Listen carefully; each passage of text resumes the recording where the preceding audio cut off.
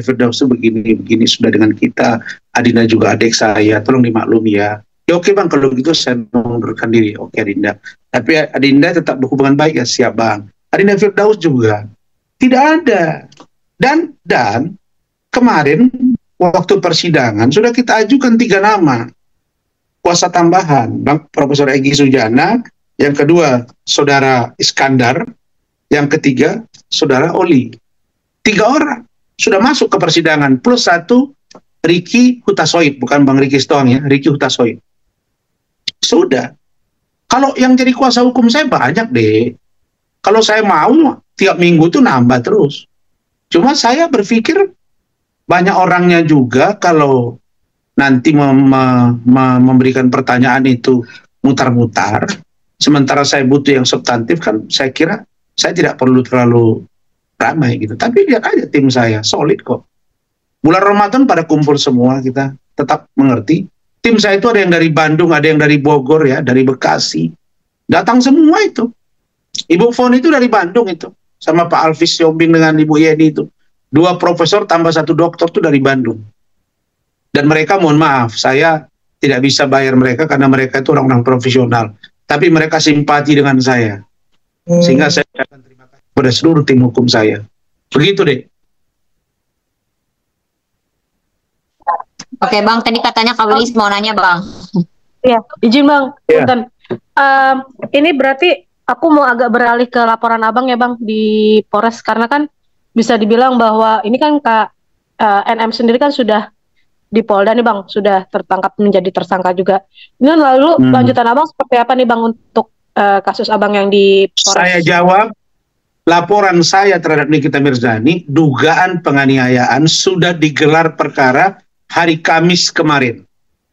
Ya, saya sidang di PN Jakarta Utara, Polres Metro Jaksel itu melakukan gelar perkara, dan hasil gelar itu sebenarnya sudah naik sidik, tetapi diminta untuk, walaupun Nikita Mirzani sudah 2 kali dipanggil mangkir, maka diminta oleh peserta gelar untuk datang ke Polda Metro guna diperiksa. Nah, setelah itu terbitlah surat perintah penyidikan. Dan itu insya Allah Allah yang Maha Kuasa, saya nggak boleh mendahului Tuhan, tapi hakul yakin saya dalam waktu dekat dia naik sidik dan tersangka. Dan itu kasusnya lanjut. Karena saya sudah maafkan adik saya Nikita Mirzani, tapi keluarga saya, anak saya, sepertinya belum menerima, karena luar biasa apa yang dilakukan terhadap saya. Kira-kira begitu. Saya kan tidak berdiri sendiri, saya punya anak, udah gede-gede, punya istri, berjabatan, dihina-hina, kan begitu. Jadi saya tidak bisa juga melampaui mereka gitu. Ketika saya sampaikan berdiskusi kepada mereka, tapi mereka mengatakan udah ya, yang kali ini enggak lah, nggak usah dimaafin, ya sudah. Tapi sikap saya tidak begitu getol, karena saya sudah tahu bahwa kasus ini akan jalan, dan saya waktu itu melihat kalau memang laporan Reza Gladys slow, lambat, saya yang akan dorong biar saya punya cepat. Tapi karena dia juga saya tengok speednya bagus, ya saya juga agak slow down. Tapi begitu dia TSK ditahan, ya saya punya juga jalan. Jadi saya punya itu prosesnya jalan. Begitu. Ya, jadi kalau bisa dibilang tulis saja bahwa dia naik sidik, ya sudah. Dan Pak Kapolres sudah kontak, kami sudah chattingan WA, dan saya juga sudah telepon penyidiknya, dan itulah hasilnya. Begitu. Berarti tidak berpengaruh ya Bang dengan status tersangka Kaniki yang ada di Polda ya Bang? Nggak ada ngaruh dong, malah dia nambah hukuman. Nanti dia misalnya proses persidangan, tiba-tiba diumumkan dia tersangka, ya nanti selesai persidangan yang itu, masuk persidangan yang saya punya.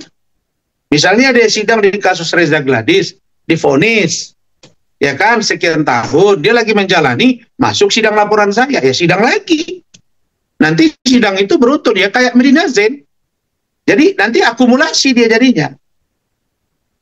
Medina Zain kan begitu, selesai yang ini, masuk yang ini gitu kan. Ya, berpengaruh kepada dia, pasti berpengaruh lah. Yang pasti nambah hukuman dia. Lalu kemudian kalau dia di luar selama ini mungkin dia bisa cuap-cuap kan, kalau sekarang udah enggak gitu kan. Ya, saya kira begitu, makanya saya juga mendesak. Saya melihat bahwa postingan saya agar Reza Gladys juga diperiksa, Dr. Oki juga diperiksa. Ada apa sebenarnya dengan produk kecantikan kok sampai Dr. Reza Gladys mau memberikan uang 4 miliar? Kemudian ada isu-isu yang berkembang tentang 15 miliar. Apa peran Dr. Oki Pratama? Apa peran misalnya dokter detektif? Apa peran dari Reza Gladys? Ada apa dengan mereka ini semua? Bagaimana dengan Sheila Saukia? Harus diusut semua. Jadi menurut saya agar klinik kecantikan ini benar-benar bersih dari praktek-praktek yang merugikan para pengguna-pengguna jasa kecantikan. Saya tidak katakan bahwa semuanya melanggar hukum, tapi pantas masuk sekarang ke ranah itu karena begitu menyeruanya persoalan ini. Apalah overclaim lah, etiket biru lah, merkuri lah, ya itu semua terungkap ke permukaan gitu. Jadi kalau itu nanti misalnya tidak diusut, ya yang rugi kan masyarakat. Begitu. Tapi saya lihat dari Nikita Mirzani official itu mereka up seperti mereka ya highlight dari pernyataan saya minta diperiksa Reza Gladys dan Oki. Ya saya makin senang. Karena bagi saya yang penting bagi saya hukum tegak lurus. Saya nggak pernah mendendam pribadi orang. Begitu. Oke, Bang. Sebelumnya punten ya, Bang. Ini soal yang laporannya Kanigmir di Polres. Kan Abang kan kabarnya kan izin bebas Abang kan sedang dibekukan. Artinya untuk laporan Abang yang di Nikmir ini Abang atas pelapor atau sebagai kuasa hukum atau seperti apa, Bang? Begini. Saya jelaskan ya. Berita acara sumpah saya dibekukan itu hanya berada di pengadilan.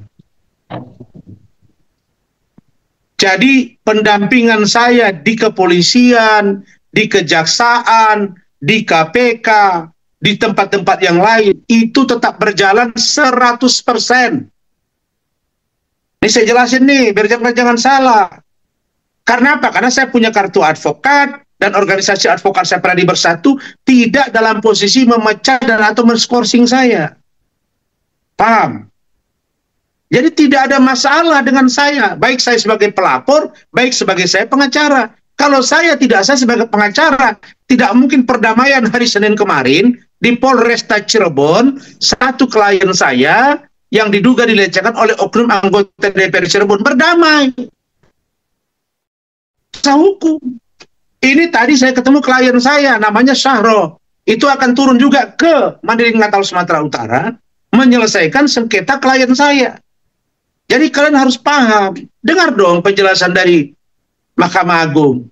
Apa juru bicara Mahkamah Agung Pak Yanto itu mengatakan begini, bahwa dibekukan berita acara sumpah atas nama Razman Arif Nasution dan Firdaus Oiwobo untuk tidak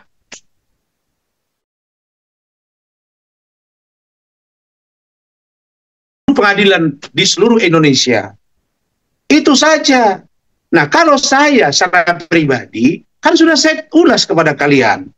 Apa itu? Satu, untuk pencabutan untuk pembekuan berita acara sumpah seseorang advokat tidak ada diatur dalam undang-undang. Ada istilah membatalkan, tidak ada. Yang berhak itu memberhentikan seorang advokat adalah organisasi advokat. Sedangkan sumpah, berita acara sumpah itu ketua pengadilan tinggi hanya sebagai saksi. Dan cantumkan 2 saksi. Kita bersaksi kepada Tuhan. Bagaimana saksi kita, sumpah kita kepada Tuhan yang Maha Kuasa, disaksikan organisasi advokat yang mengajukan kita, plus ada ketua pengadilan negeri, pengadilan tinggi di situ dengan 2 saksi hakim, dibatalkan. Mana boleh dibatalkan? Saya kan sudah berpraktek. Nah, itu jelas keliru karena saya sudah tanya Pak Profesor Gayus Lumbun, mantan Hakim Agung 10 tahun, mantan anggota DPR di 3 periode, pakar-pakar dan lain-lain, semua mengatakan bahwa tidak ada dasar. Itu 1 poin. Kalau saya mau mengkomplain. Yang kedua, kalau saya mau komplain lagi, saya di situ sebagai apa? Saya sebagai terdakwa. Bukan sebagai pengacara. Nah, saya sebagai terdakwa tidak relevan dong. Kalau saya sebagai terdakwa tidak dalam posisi sebagai pengacara, Tiba-tiba berita acara sumpah saya dibekukan. Itu tidak relevan. Itu yang saya istilahkan dengan kuda yang mendaki gunung, kok kita yang sesak napas. Yang ketiga, saya sudah berhenti dari DPP Kongres Advokat Indonesia KAI, pimpinan Siti Jamadiah Lubis dan Apollos Jarabonga 13 Juli 2022. Ya, saya mengundurkan diri. Saya pindah ke organisasi Pradi Bersatu. Tanggal 15 Juli 2022 mereka keluarkan pemberhentian saya. Nah, dalam klausul menimbang dan mengingat untuk membekukan berita acara sumpah saya dicantumkan berdasarkan surat DPP KAI 15 Juli 2022.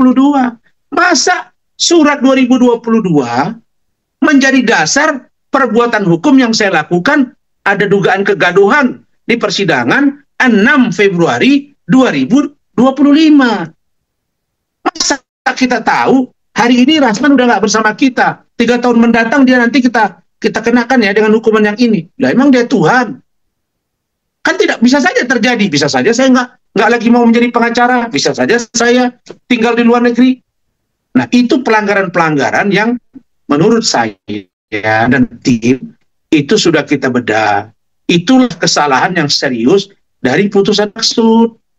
Makanya saya tenang, saya Mahkamah Agung, Pengadilan Tinggi Ambon bisa mengkoreksi putusan ini. Nah, sedangkan Adius, dia memang sedang beracara sebagai lawyer oleh DPP KAI. Kalau tidak di sidang etik, dia tidak boleh dipecat. Karena tidak melampaui prosedur yang ada. Itu pelanggaran. Makanya Dinda Federal juga mengatakan itu cacat. Nah, jadi jangan kalian salah paham. Seolah-olah saya bukan pengacara, seolah-olah saya nggak bisa megang klien. Itu salah besar. Nah, kalau saya orangnya dibawa ke peradilan, saya bisa debat dengan hakim kalau saya dilarang masuk. 3 itu aja pertanyaan saya. Tunjukkan kepada saya, ada tidak aturan undang-undang yang mengatakan bahwa berita acara sumpah yang menerbitkan sumpah PT dimaksud dalam sebuah berita acara, bukan surat keputusan ya, bisa dibatalkan oleh PT yang bersangkutan. Tidak ada. Yang kedua, dasar pemberhentian saya 2022 Juli. Sekarang Maret Februari 2025. Yang ketiga, saya bukan sedang beracara, saya sebagai terdakwa. Kenapa kalian kait-kaitkan dengan berita acara sumpah saya? Nah, inilah dasar yang menurut saya kekeliruan yang mendalam. Makanya saya tenang-tenang saja. Yang terakhir saya jawab, ya, saya insya Allah rezeki sudah ada, tapi saya tetap berharap dari Allah memberi pertolongan rezeki menjadi lisan saya, keluarga saya. Mudah-mudahan saya menjadi pengacara yang terbaik, kuat, sabar, dan dapat rezeki yang melimpah dan bisa berbagi antar sesama. Terhindar dari orang-orang yang zalim. Lalu yang terakhir, tentang Loli. Apakah akan kami laporkan atau tidak tentang perbuatan aborsi? Nah, saya sudah koordinasi dengan Pak Umar, bapaknya Fadel, Bangkit, Bintang, sama Martin, sedang kita rumuskan. Dan saya melalui kesempatan ini mengingatkan kembali Ananda Loli, tolong hubungi Om sebelum semuanya terlambat. Karena perbuatan Loli yang melakukan aborsi dimaksud adalah pelanggaran hukum yang serius. Karena tidak mungkin Fadel yang melakukan aborsi, karena dia laki-laki. Nah, jadi perlakuan atau tindakan aborsi yang dilakukan Loli adalah tindakan melanggar hukum. Ancamannya tetap 4 tahun, walaupun dia anak di bawah umur. Tapi apakah Loli bisa menjamin seorang NM untuk ditangguhkan penahanannya? Dijawabnya tidak. Karena dia anak di bawah umur, dan dia tidak termasuk dalam klausul yang bisa menjamin orang dewasa. Siapa yang pantas menjamin dia? Yaitu adiknya si NM, si Jedwin, abangnya, atau si Lintang, adiknya. Kira-kira begitu. Apakah memungkinkan ditangguhkan si NM? Ya, jawab pasti. Kenapa? Karena syarat seseorang itu ditangguhkan itu harus dia bisa, satu, diyakini tidak mengulangi perbuatan yang sama, tidak melarikan diri, tidak menghilangkan barang bukti. Pertanyaannya, bisa tidak NM ini menjaga mulutnya atau pergi kemana-mana? Kalau dia lari, bagaimana Loli menjamin itu? Sementara Loli masih anak di bawah umur. sulit, kira-kira begitu. Walaupun Loli mengajukan surat, walaupun bahasa anaknya masih diasuh oleh NM, tapi kan bukan bayi. Bayi Vanessa Angel juga ditahan. Urusan anak di bawah umur ya penanganannya mungkin agak beda, tapi tetap saja dia ditahan. Dulu Zarima Mirapsur Ratu Ekstasi juga bermasalah juga dengan kehamilan ketika dia ditahan. Nggak ada masalah dengan itu saya kira. Oke, begitu. Bang, aku mau nanya dong soal yang uangnya Loli itu kan sempat dikabarkan bahwa memang ada uangnya Loli dipegang yang tidak sampai kok, yang sampai ratusan juta, hanya sekitar 100 jutaan itu. Nah itu bagaimana ini Bang? Apa, Artinya Adri? apakah ini Adri? Iya Bang.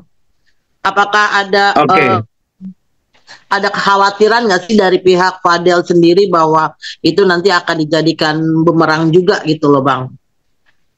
Begini, Loli itu hanya bercerita. Ini menurut informasi ya.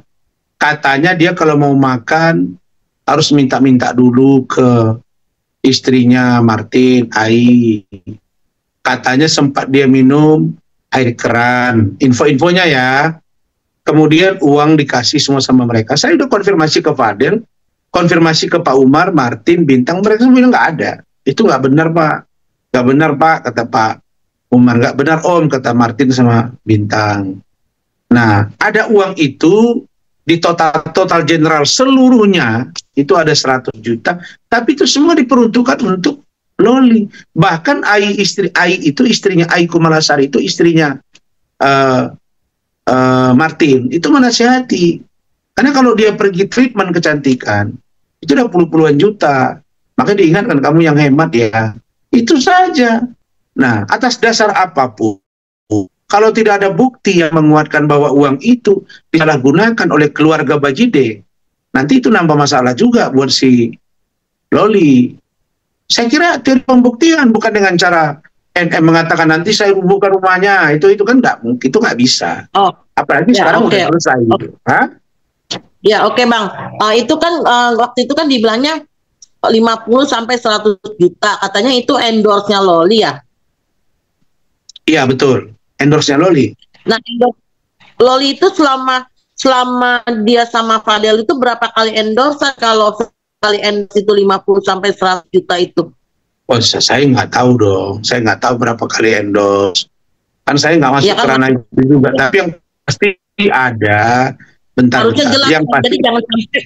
Jadi jangan sampai bias ceritanya lagi gitu loh Bang. Artinya kan dari itu 50 sampai 100 itu apakah hasil endorsan sekali endorse dan atau apa, seperti apa, dan selama Fadel, Loli sama Fadel itu berapa kali endorse. Artinya kan ada akumulasi semuanya. Jadi jelas, jangan sampai kita juga memberitakan juga tidak berimbang gitu loh Bang. Iya, saya sudah tanya berapa kali endorse. Mereka juga nggak. Kami lupa Om, tapi sekitaran 100 juta itu ada. Kan sudah sampaikan ke media juga. Sekitar 100 juta. 100 juta berarti sekali endorse? Nggak tahu dong. Kan sudah dibilang oleh Martin, Bintang, Pak Umar, sama Fadel. Fadel juga itu beberapa kali endorse. Pokoknya totalnya lebih kurang 100 juta. Dan uang itu semuanya diperuntukkan untuk Loli. Ya kalau Loli merasa uang itu lebih dari 100 juta, buktikan. Kan begitu saja. Ya, maksudnya jangan sampai bias kitanya memberitakan gitu loh Bang. Karena yang saya sebutkan tadi, menurut pengakuan Fadel, Martin, Bintang, dan Pak Umar Bajide, uang itu lebih kurang 100 juta dari beberapa kali endorse. Itulah seluruhnya uang Loli, dan semuanya diperuntukkan untuk Loli. Tidak ada yang dibangunkan ke pagar, ke rumah, ke dinding, ke tembok, dan lain sebagainya. Itu nggak ada. Itu pengakuan keluarga Pak Bajide. Nah, saya kan menyampaikan apa yang mereka sampaikan. Nggak mungkin dong saya merekayasa. Itu saja. Oke, terima kasih Bang. Oke, thank you ya. Cukup ya.